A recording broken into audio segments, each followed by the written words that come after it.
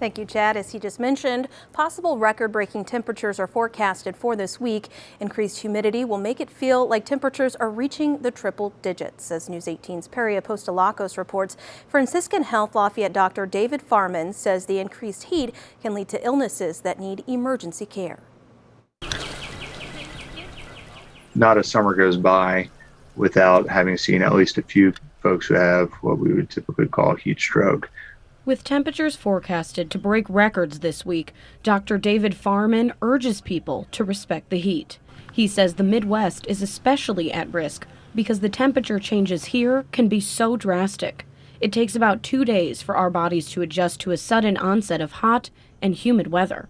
People with underlying lung problems often need care when humidity changes, but that doesn't mean the general population can't be affected. If you're out in the heat this week, wear loose-fitting clothing, sunscreen, and drink plenty of water. If you do sustain a significant sunburn, you can become more dehydrated from the sunburn. Your skin helps hold a lot of that fluid in, and if it's been injured, then you may have a harder time retaining some of your natural hydration. Those suffering from heat illnesses cannot usually advocate for themselves once symptoms set on. If you see someone who's delirious after being out in the heat, get them medical attention immediately. Farman says symptoms of heat illness can resemble intoxication or a stroke. Those playing sports or doing strenuous activities like yard work are the most at risk.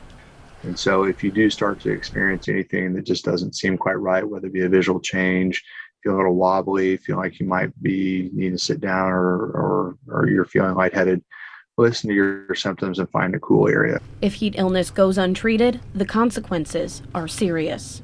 They can end up in the intensive care unit with multi-system organ dysfunction, and they've got a potential for death. Reporting in Lafayette, Perry Apostolakos, News 18. Farman says you'd be surprised how high a person's core temperature can get when exerting themselves in the heat. The highest he's ever seen was a runner with a core temperature of 109 degrees.